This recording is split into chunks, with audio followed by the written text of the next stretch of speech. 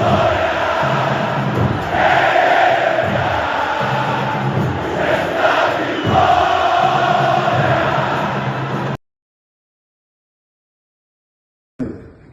gente começa nesse momento a cerimônia de apresentação e a primeira convocação para a seleção brasileira do treinador Carlo Ancelotti.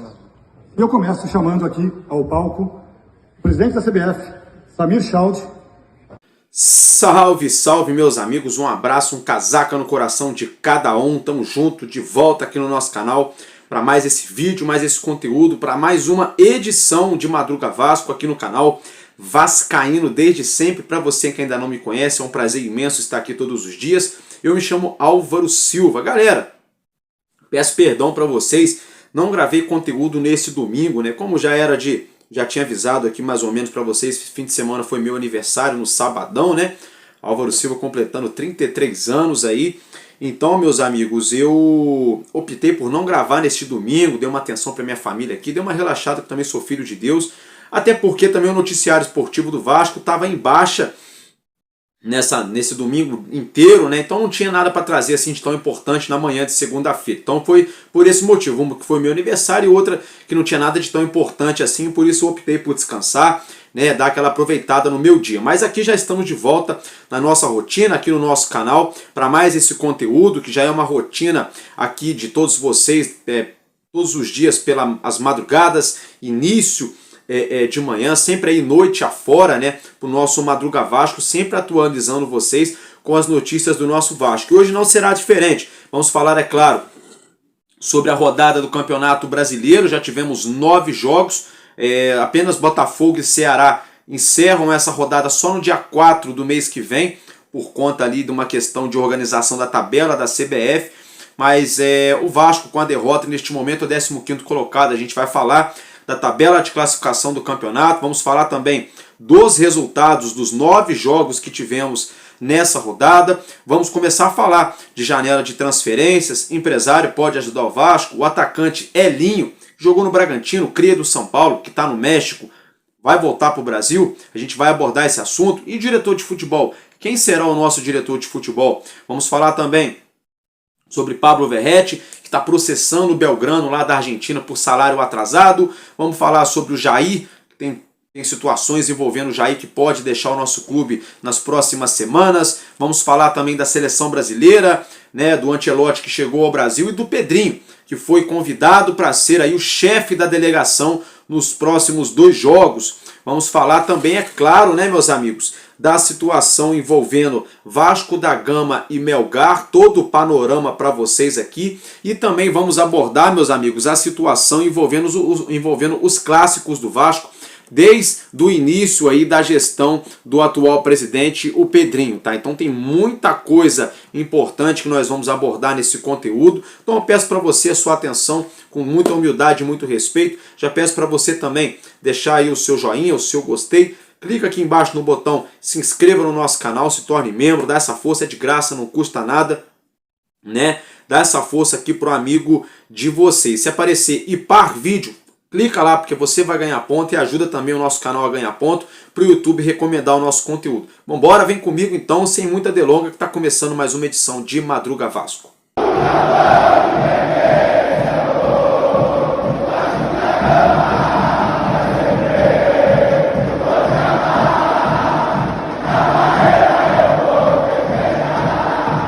Bom, rapaziada, é isso aí, né? Mais uma vez, bom dia para vocês, ótima terça-feira, nesse dia 27 de maio de 2025, tá, meus amigos? Que Deus abençoe as nossas vidas, Deus abençoe você que vai trabalhar, você que vai estudar, você que vai ficar em casa, né? Que Deus nos dê uma semana abençoada, maravilhosa, nos livrando e guardando de todo o mal. E também, é claro, Papai do Céu possa abençoar também os nossos atletas, os nossos jogadores, para que nós consigamos ter êxito dentro de campo, uma vez que a maré não é das melhores para a nau, né? Para a nossa caravela Cruz Maltina. Meus amigos, olha só, o primeiro assunto desse vídeo, dessa terça-feira, é sobre Campeonato Brasileiro, porque nós tivemos aí 9 jogos para ser exato, da 10ª rodada do Campeonato Brasileiro, que foram com os respectivos resultados.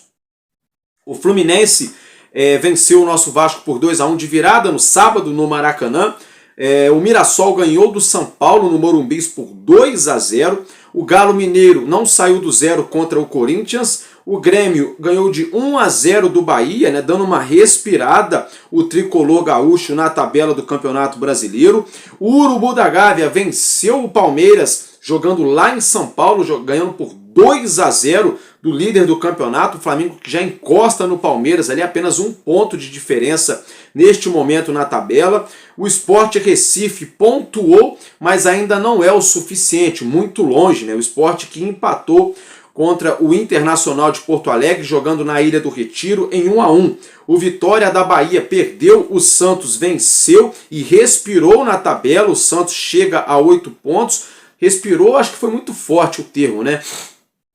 O Santos respira por aparelhos, mas consegue mais 3 pontos. Acho que agora melhorou, né? Recolocando então a frase. O Fortaleza perdeu para o Cruzeiro jogando em casa. O Fortaleza que vinha numa sequência muito boa. Após o Vasco ganhar deles aqui no Rio de 3-0, o Fortaleza está meio turbulento, né? O Cruzeiro aproveitou este momento, ganhou fora de casa e já é o 3º colocado do campeonato, tá, meus amigos? E tivemos também o Red Bull Bragantino jogando em Bragança Paulista, do Nabi Adchedi, vencendo o Juventude pelo placar mínimo de 1-0. E aí teremos, encerrando essa rodada, no dia 4 de junho, Botafogo e Ceará aqui no Rio de Janeiro. A tabela se encontra da seguinte forma após esses jogos desse último fim de semana pelo Campeonato Brasileiro. O Palmeiras segue, mesmo perdendo, ainda segue na liderança com 22 pontos. O Flamengo, que venceu o próprio Palmeiras, encurtou a distância, que era de 4 pontos, e agora o Flamengo tem 21,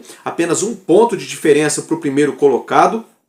O Cruzeiro já aparece na 3ª posição com 20 pontos somados. O Cruzeiro aí numa recuperação extraordinária no Campeonato Brasileiro. O Cruzeiro, que não começou nada bem a temporada, já começa de novo a respirar tranquilo e a sonhar com algo a mais neste momento, que aí é o 3º colocado com 20 pontos. O Red Bull Bragantino, após mais uma vitória no Brasileirão, o Bragantino, inclusive, que é o próximo adversário do Vasco pelo Campeonato Brasileiro, também tem 20 pontos, está no G4, é o 4º colocado, empatado com o Cruzeiro em número de pontos, o Cruzeiro acima pelos critérios de desempate. O 5º colocado é o Fluminense, que ganhou do Vasco, 17 pontos. O 6º é o Ceará com 15, o Ceará consegue se manter ali no G6 após essa rodada, mesmo ainda não jogando, né? Então o Ceará tem um jogo a menos e pode chegar a 18, inclusive pode passar o Fluminense. O Ceará que está fazendo uma campanha aí muito bacana mesmo, para um clube que acabou de voltar da Série B do Campeonato Brasileiro, está fazendo uma campanha muito bacana o time cearense. O Bahia é o 7º colocado também com 15, o Corinthians é o 8º com 14, o Mirassol também tem 14, é o 9º colocado, e o Atlético Mineiro, que estava numa crise danada, já aparece na 10ª colocação, exatamente no meio da tabela, com os mesmos 14 pontos aí de Mirassol e Corinthians. O Botafogo é o 11º com 12, o Grêmio, que há 2 rodadas estava na zona do rebaixamento, já é o 12º colocado com 12 pontos, e o São Paulo, que perdeu, é o 13º também com 12. O Internacional, que vinha numa arrancada interessante, agora vem patinando, está estacionado na parte de baixo da tabela como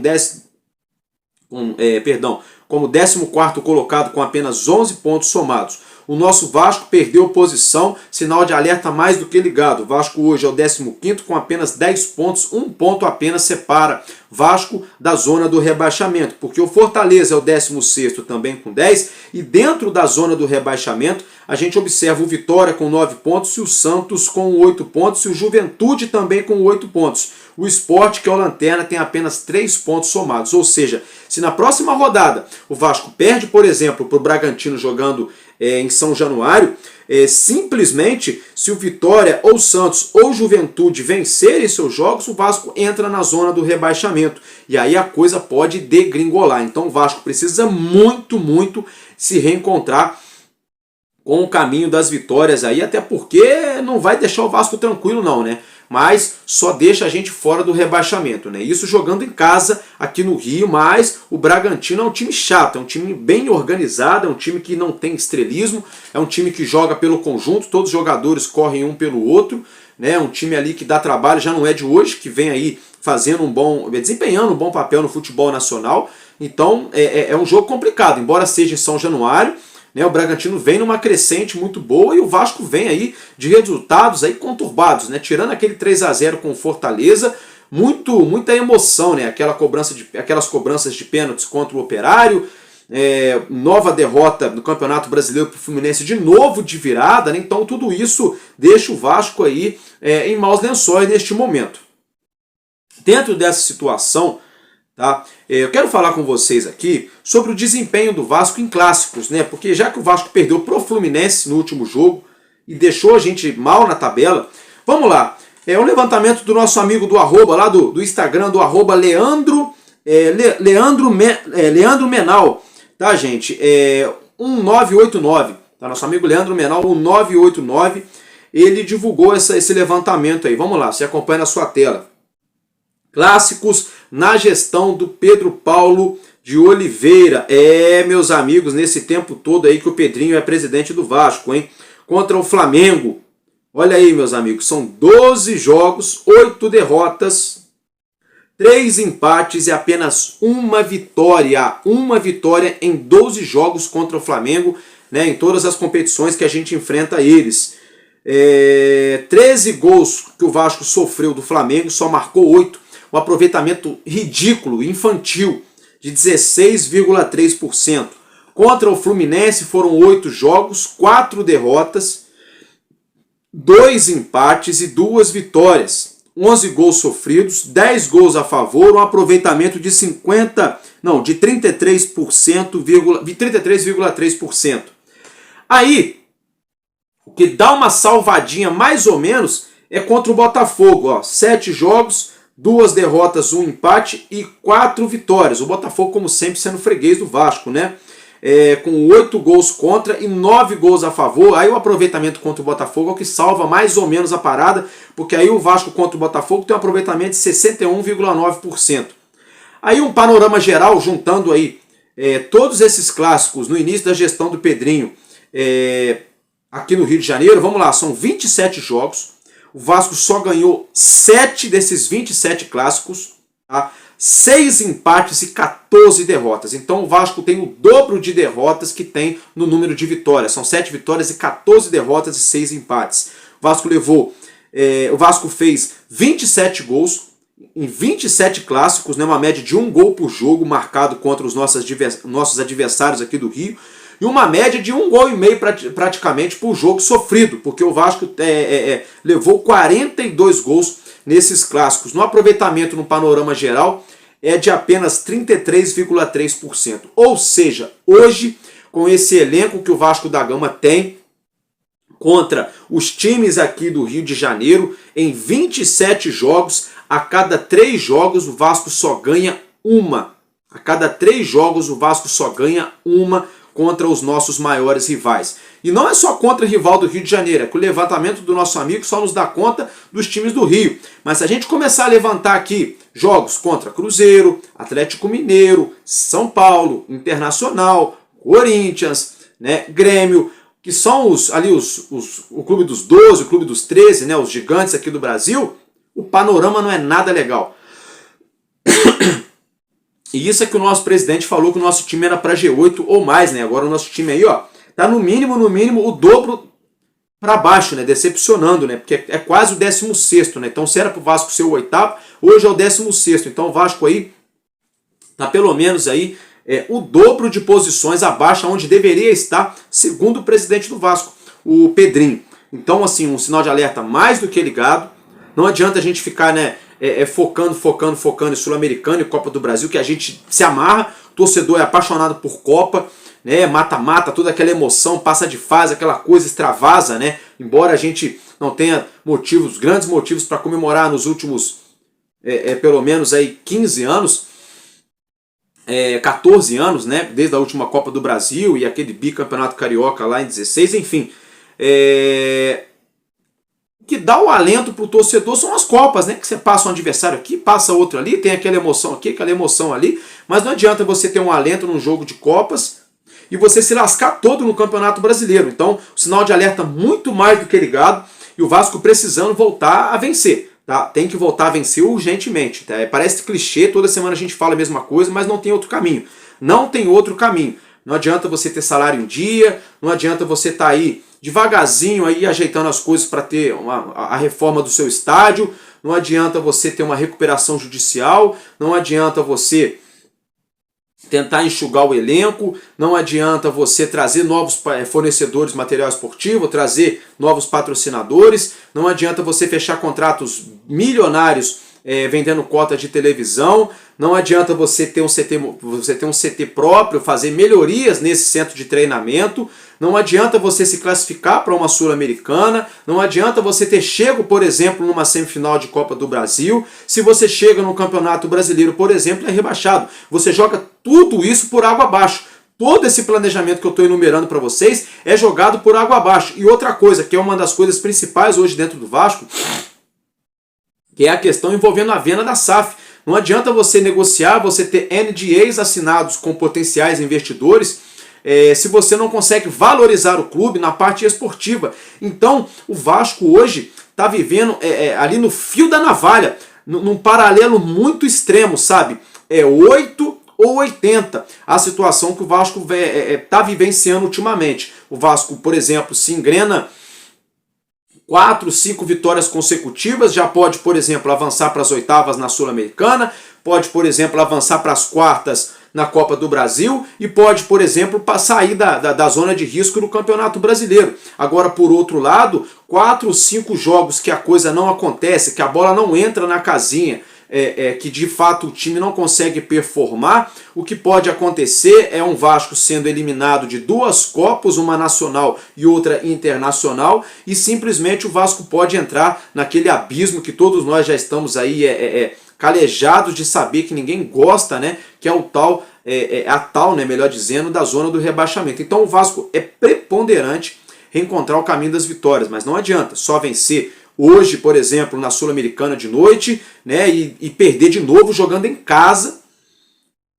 para o Red Bull Bragantino. Ô Álvaro, mas você mesmo falou agora há pouco que o Bragantino é o 4º colocado, faz uma boa campanha, tem 20 pontos no campeonato, tem o dobro de pontos do Vasco. É verdade, meus amigos, de fato, é verdade. Agora, uma outra coisa que a gente tem que colocar também na mesa, nessa questão envolvendo esse jogo da próxima rodada, é que o Bragantino não é um visitante também tão indigesto. O Bragantino é um mandante indigesto. Jogando lá em Bragança Paulista, eles dão muito trabalho. Todo mundo que foi jogar até agora lá, não foi fácil jogar contra o Bragantino, mas fora de casa é onde o Bragantino dá uma derrapada aqui, outra derrapada ali. Já o Vasco, por sua vez, consegue, como seu 12º jogador, como aquela força além do limite, aquela reserva de combustível, a reserva da reserva, justamente jogando em São Januário, que incendiado ali, incendiando o time pelos torcedores, a colina, toda aquela sinergia, o Vasco consegue equilibrar as coisas. E outra coisa, né, gente, com todo respeito, eu tô falando aqui que vamos ter um Vasco e Bragantino em São Januário.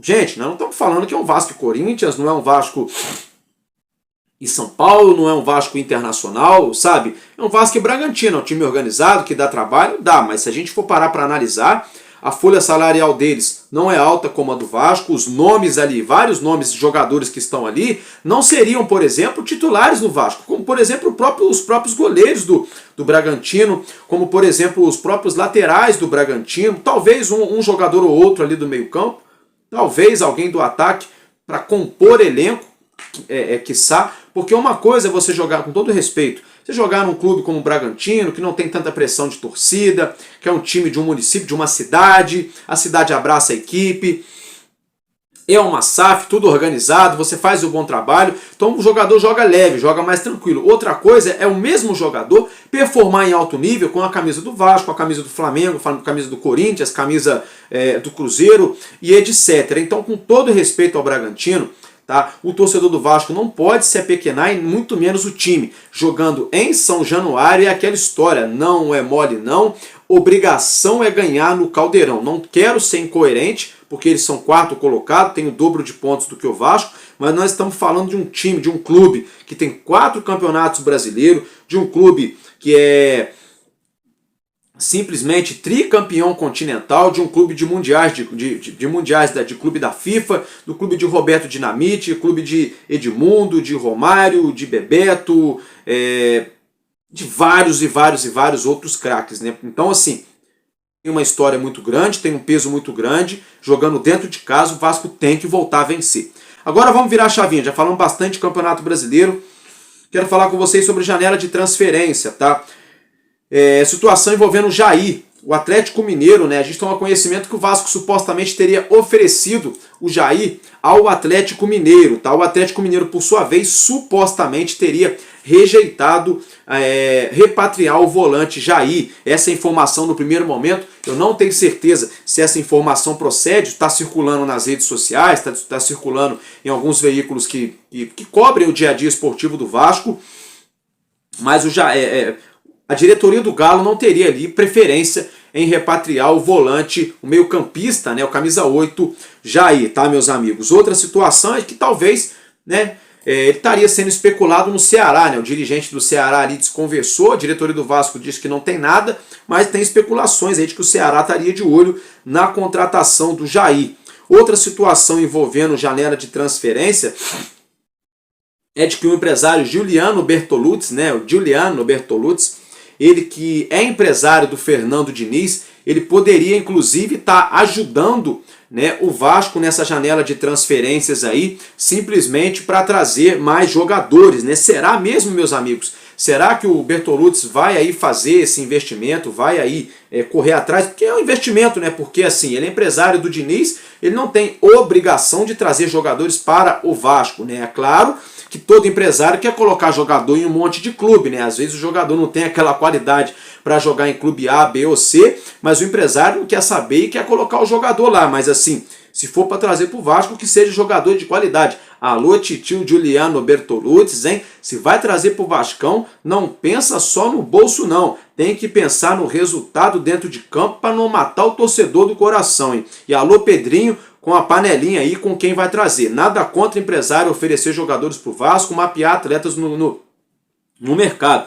Mas não pode acontecer apadrinhamento, tá? É isso que eu estou falando. Não estou dizendo que está acontecendo, mas isso não pode acontecer. E será mesmo que ele vai ajudar de fato aí a trazer alguns jogadores? Não sei. Fato é que o atacante Elinho, né, cria da base do São Paulo, se destacou aqui no Brasil com a camisa do Bragantino, ele foi emprestado para o Bragantino, né? E o Elinho está jogando atualmente lá no México, né? Lá no Toluca do México. Começa a ser ventilado aqui no Vasco a situação desse atacante. Meus amigos, vamos lá então.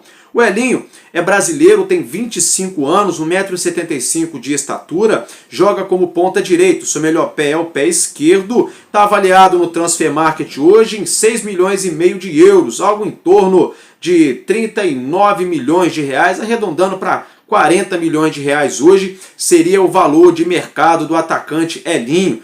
Lembrando que o Toluca do México adquiriu os direitos econômicos do jogador. Então hoje, para o Elinho pintar aqui no Brasil novamente, ou algum clube teria que conseguir um acordo de empréstimo junto ao Toluca, ou contratá-lo em definitivo. Algo que é um pouco complexo, porque o Toluca fez a aquisição desse atleta agora há pouco, em 2024, não tem nenhum ano que o Elinho está por lá. Por outro lado, o Elinho não vem sendo ali absoluto na equipe, né? São 24 jogos e 3 gols com a camisa do Toluca. Lá no São Paulo foram 35 jogos e 2 gols apenas. Ele teve 2 passagens de empréstimo para o Red Bull Bragantino, onde ele jogou 182 jogos, marcou 33 gols e anotou 23 assistências, um total de 56 participações em gols em 182 partidas, uma média a cada 3 jogos e meio, mais ou menos, uma participação em gols.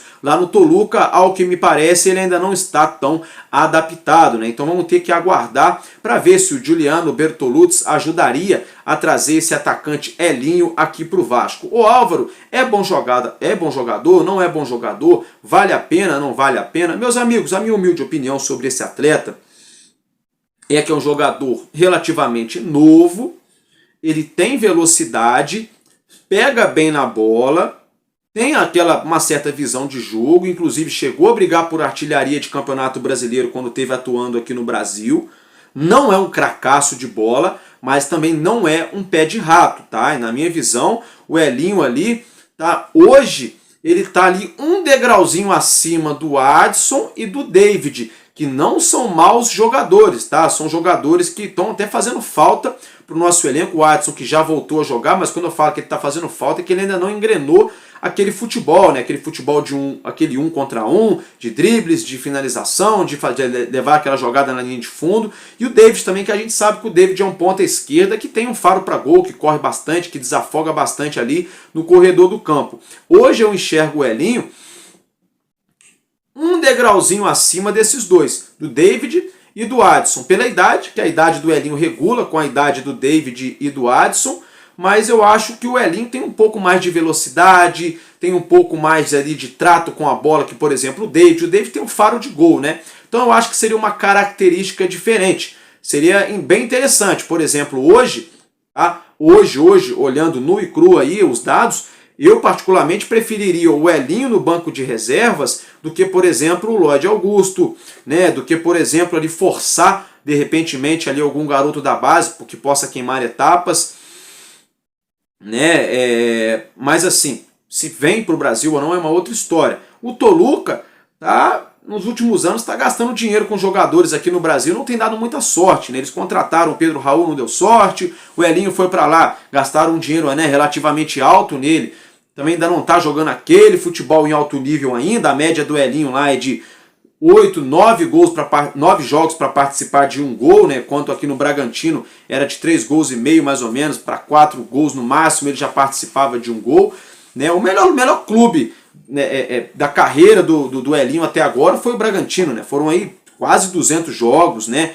Jogando muito bem aí em várias competições. Eu acho que seria um bom nome para o Vasco buscar no mercado. A questão é o valor envolvido, né? Será que o Toluca estaria disposto a emprestar o jogador com uma opção de compra fixada mais lá para o final do ano? Ou o Toluca não quer liberar, né? Não sei também, porque assim, se for para o Vasco gastar 40 milhões de reais no Elinho, aí eu já acho melhor gastar, botar mais um pouquinho e tentar trazer o Brian Rodrigues. A gente sabe que o Palmeiras tentou contratar, o Mulambo da Gávea está sendo, né, especulado lá no Flamengo, mas se fosse para o Vasco fazer um investimento mais alto, 40, 50 milhões de reais pelo Elinho, nada contra o jogador, eu acho que Álvaro, eu preferiria investir esse recurso no Brian Rodrigues. Eu acho que é um jogador de uma prateleira acima, que entrega em alto nível, um jogador selecionável, possivelmente de Copa do Mundo, né?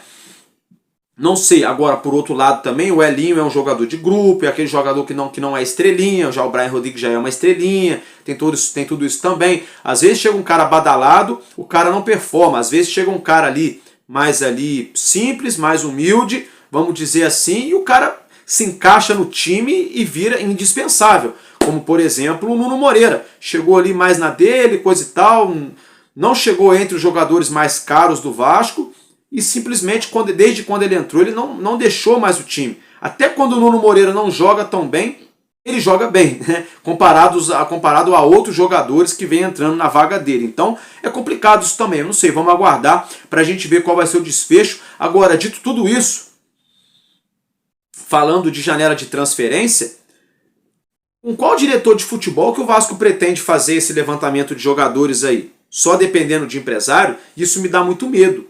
Porque aquilo que eu falei, nada contra o Giuliano Bertolucci ou os outros empresários aí, o trabalho dos caras é esse mesmo, tá, gente? O trabalho de empresário é colocar jogador de futebol no clube. Se o jogador vai jogar bem ou vai jogar mal no clube, é um problema do clube e do jogador. A parte do empresário é juntar as duas partes para fazer dar jogo, para fazer dar negócio. É igual aquele cara que faz ali, corretor de imóveis. Ele vende o imóvel, o dono do imóvel vai dar uma comissão para ele, né? E dependendo da transação, até a pessoa que vai comprar também dá uma comissão para o corretor, que é o caso de jogador. O empresário faz essa ponte, ganha a comissão do jogador, às vezes ganha uma comissão do clube, para fazer a ponte, para fazer o atleta jogar em determinado clube de futebol. Agora, se o jogador vai jogar em alto nível ou não, é uma outra história. E se o jogador jogar bem, mérito da diretoria do clube, e se o jogador não jogar bem, culpa ou demérito da diretoria do clube. Então não é culpa do empresário, viu, gente? Então, o Vasco hoje não tem diretor de futebol, Estamos aí, daqui a pouco a gente vai para um mês sem diretor de futebol, né? E contando, me parece que o Pedrinho está zero preocupado em contratar um diretor de futebol e agora me surge essa de empresário que pode ajudar a chegar jogador de futebol no Vasco. Vou repetir, nada contra o empresário a trazer jogador. Agora, é para o Vasco ter um diretor de futebol de gabarito. Tá? É para ter um diretor de gabarito. Pelo amor de Deus, Pedrinho. Pedrinho, você já mostrou que você tem várias qualidades. Mas, Pedrinho, tem uma deficiência muito grande para contratar jogador, meu amigo. Uma coisa, né? É a gente sentar aqui, né, Pedrinho? É a gente sentar aqui na telinha e comentar e falar. Outra coisa é estar na cadeira de presidente para lidar com o empresário, com o jogador e com o mercado da bola, que é um mercado cruel e muito caro. Se não tiver experiência, os caras jantam mesmo, literalmente, a diretoria de qualquer clube. O trabalho dos caras é fazer grana. É fazer grana. Como eu já acabei de dizer, se os caras vão jogar em alto nível ou não, é uma outra história. O negócio deles é garantir o contrato para o jogador deles. E o clube depois que se vire. Então, alô Pedrinho, acorda.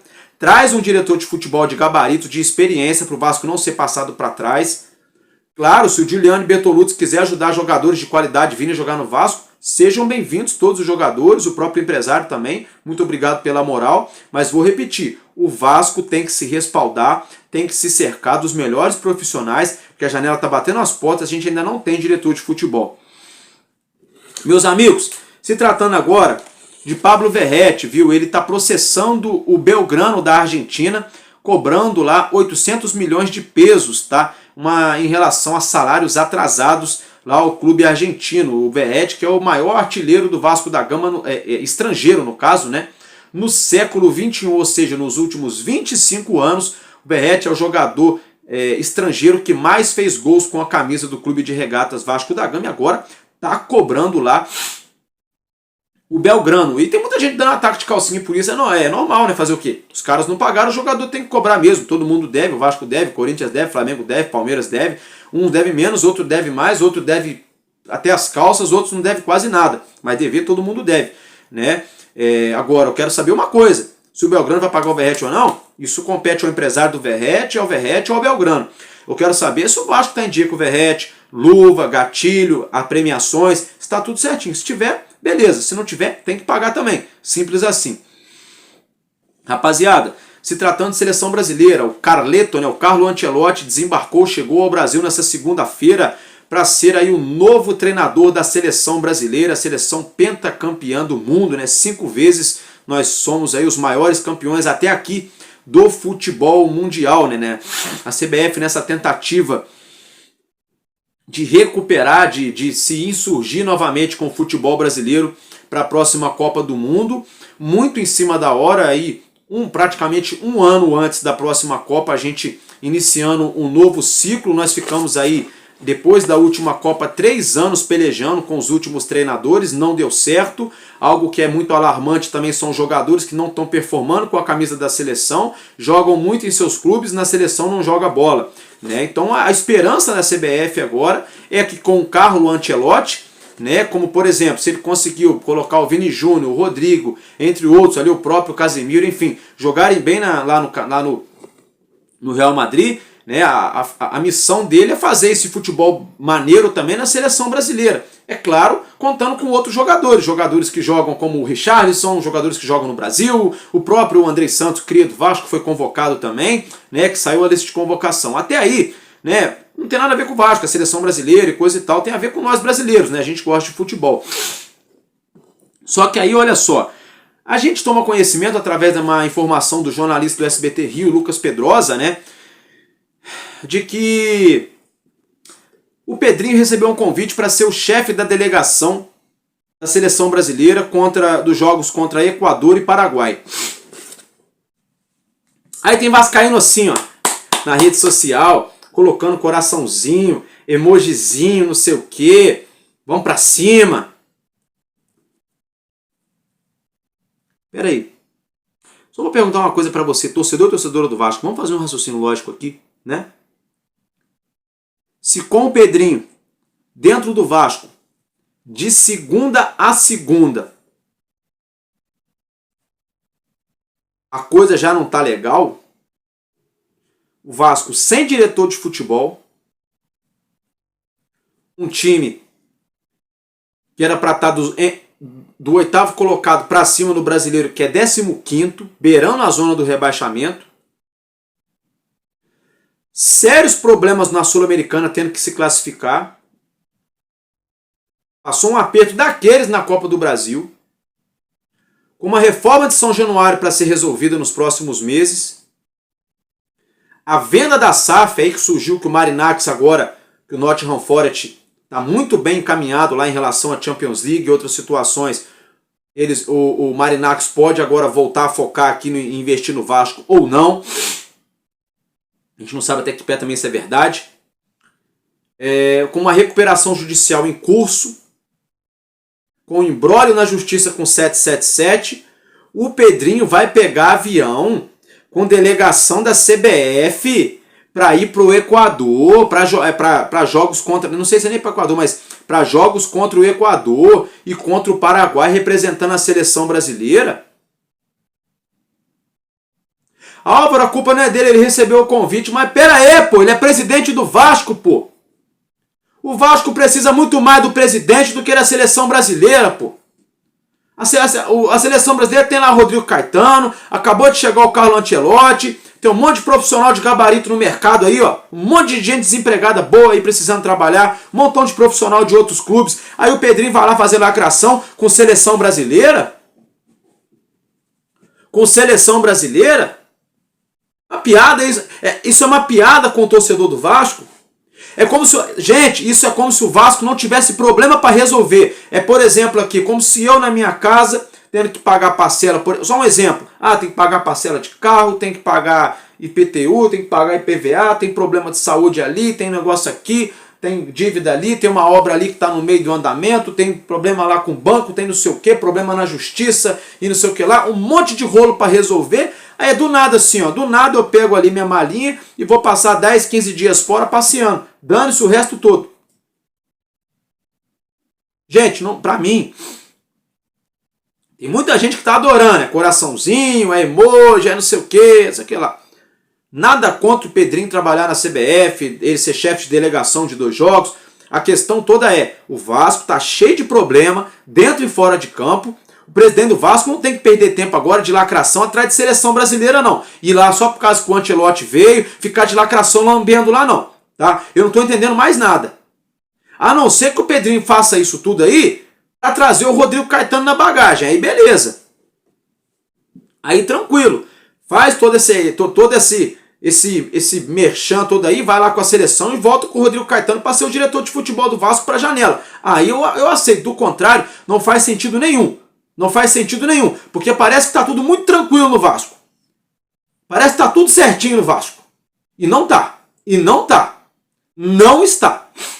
Meus amigos, vamos falar agora aqui sobre o jogo, né? Claro, o assunto mais importante dessa noite de terça-feira, Vasco da Gama e Melgar, tá, gente? O Vasco entra em campo essa noite, 7 horas da noite, em São Januário contra o Melgar. E o Lanús no mesmo horário, né? Última rodada, 6ª rodada aí da Sul-Americana da fase de grupos. O Lanús joga na Argentina contra a Academia Puerto Cabello também às 7 horas. Então Vasco e Melgar aqui no Rio, 7 horas. Lanús e Puerto Cabello na Argentina também às 7 horas da noite, horário de Brasília.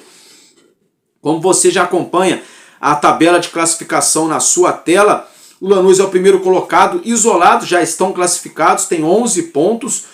O Melgar é o segundo com 7 pontos e o Vasco é o terceiro com 5 pontos. O Puerto Cabello é o 4º colocado com apenas 4 pontos, sem chance nenhuma de classificação. Uma vez que Vasco e Melgar se enfrentam e Melgar não pode pontuar. Mas se o Vasco empatar, o Melgar pontua. E se o Vasco vencer, ele passa ao Melgar. Então o Puerto Cabello já está eliminado. Não tem chance de classificação contra o Lanús. O Lanús pode inclusive jogar com sub-20 se quiser essa partida contra o Puerto Cabello.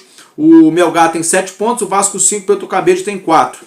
O saldo de gols do Melgar é de -2 e o saldo de gols do Vasco é de -3. Tá? Mas isso não importa, o Vasco tem que ganhar deles, porque aí o Vasco passa por pontos mesmo. Né? O Vasco tem 5, o Melgar tem 7. Se o Vasco ganhar, vai a 8. Pronto, acabou. Se empatar, o Vasco vai a 6, o Melgar vai a 8, o Melgar que passa de fase. Se o Vasco perder, né?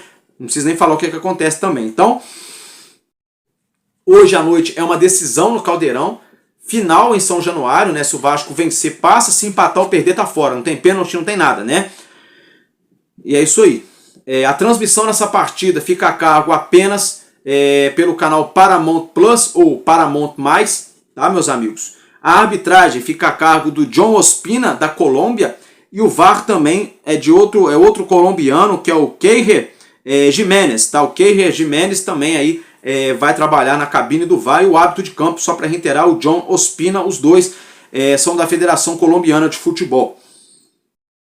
Aí, meus amigos, vamos às escalações. Desculpa que às vezes eu dou uma engolida aqui assim, ó, porque eu tô com uma dor de garganta e dá aquela dorzinha para engolir a saliva, é bem complicado, desculpa, tá, gente? Eu tô aqui, sabe o que? Sabe quando desce quadrado assim?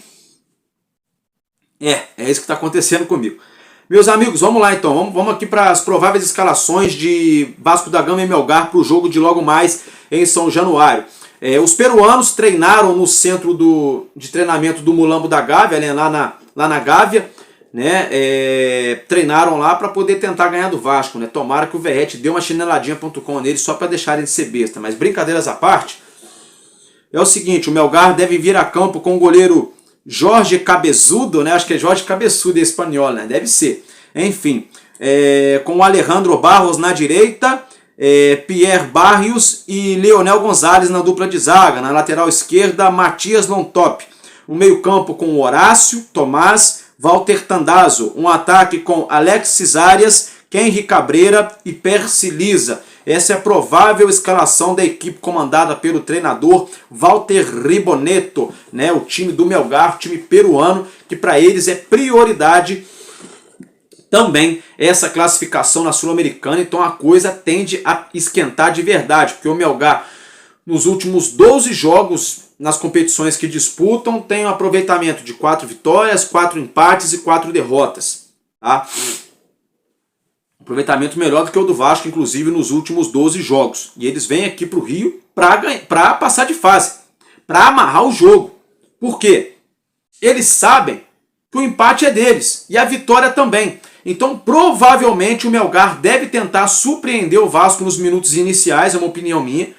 Tentar surpreender nos primeiros 15, 20 minutos, ou ali na primeira etapa, dos 20 minutos em diante, quando o Vasco baixar um pouco a limpa, né? Não dá para pressionar o jogo inteiro, para tentar espetar um gol. Porque se o Melgar sai na frente no placar, eles obrigam o Vasco a ter que virar o jogo, porque o empate já não interessa para o Vasco. O empate, o Melgar passa também. Então, o ideal para o Vasco é sair na frente, já abrindo o placar. Porém, se o Vasco ficar na frente do placar o jogo inteirinho e levar um gol no último instante do jogo, o Vasco está fora. Então, o 1-0 é um placar muito perigoso para o Vasco. 1-0, 2-1. O Vasco tem que tentar aí abrir 2 gols de diferença. É claro que na teoria é muito fácil falar isso, né? Na prática tem que jogar bola para isso acontecer. Mas o Vasco tem que abrir o placar e tem que tentar fazer o segundo gol, né? Porque se o Vasco ficar naquele jogo de 0-0 é muito perigoso, porque leva um gol e tudo desanda. Então eu acho que o Melgar eles vão vir para amarrar o jogo e devem jogar por uma bola naquele contra-ataque. Foi assim que eles jogaram lá no Peru. O Vasco propôs o jogo, enfiou 3-0 neles, e eles na manha, 3-1, 3-2, 3-3. Eu acho que eles vão fazer algo parecido. O Vasco deve vir a campo com a provável escalação no comando do Fernando Diniz, o goleiro Léo Jardim, Paulo Henrique, João Vitor e Luiz Gustavo. Lucas Piton na lateral esquerda. No meio campo ali o Matheus Carvalho deve ganhar a vaga do Hugo Moura, né? O Hugo Moura que está suspenso tanto na Sul-Americana quanto no Campeonato Brasileiro. Sul-Americana ele foi expulso contra o Puerto Cabello, e no Brasileiro ele levou o 3º cartão contra o Fluminense. E o favorito para essa vaga nesse momento é o Matheus Carvalho ou o Juan Esforza. Gente, eu prefiro o Matheus Carvalho porque ele pelo menos corre para marcar. O Esforza não marca, ele anda em campo e isso me dá uma raiva muito grande no Juan Esforza. É muito raro o jogo que ele entra com vontade de correr para marcar. É por isso que ele nunca é titular nesse time do Vasco. Com a bola no pé, ele até sabe jogar. O problema é na marcação, né? Vamos lá, Tietê e Felipe Coutinho. Coutinho voltando de suspensão. Um ataque com o Ryan, Nuno Moreira e Verrete. Não tem para onde mudar muito, gente. É esse mesmo time do Vasco. É isso aí que a gente tem que buscar. Não tem muito que inventar moda, não. Tá? Então, como eu já disse, é um jogo que não pode ter erro.